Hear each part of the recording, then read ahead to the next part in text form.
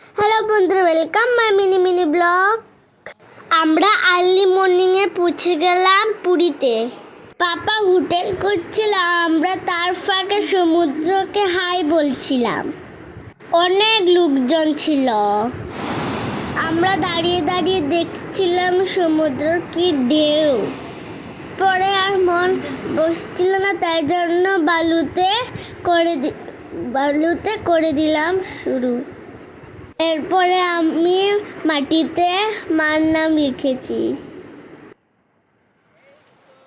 এরপরে আমরা হোটেলে গেলাম আর বেরিয়ে পড়লাম জগন্নাথ ঠাকুরের উদ্দেশ্যে আর গিয়ে পেট পূজা করলাম। চারিদিকে শুধু খাজা আর খাজা ছিল। চলে জগন্নাথ দেবের মন্দিরে বেরিয়ে পড়লাম। দেখতে দেখতে আমি অনেক কিছু দেখেছি, দোকানই সব দেখতে পেয়েছি। এরপরে আমাদের প্রতীক্ষার অবসান।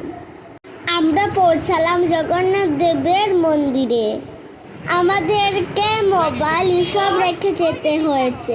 এরপরে আমরা মন্দির দেখলাম, মা প্রদীপ জ্বালালো। আমরা জগন্নাথ দেবের দর্শন করলাম। আগে আমরা ঘোড়া দুয়ার দিকে ঢুকেছিলাম, অনেক ভিড় ছিল। একজন পণ্ডিত মশাই আমাদেরকে নিয়ে গিয়ে দর্শন করিয়েছে। এরপরে আমরা রন্ধনশালাও দেখেছি। ছোটির অনেক রোদ লাগছিল, তাই জন্য বলছিল আমার গরম লাগছে আর রোদ দেখতে হবে।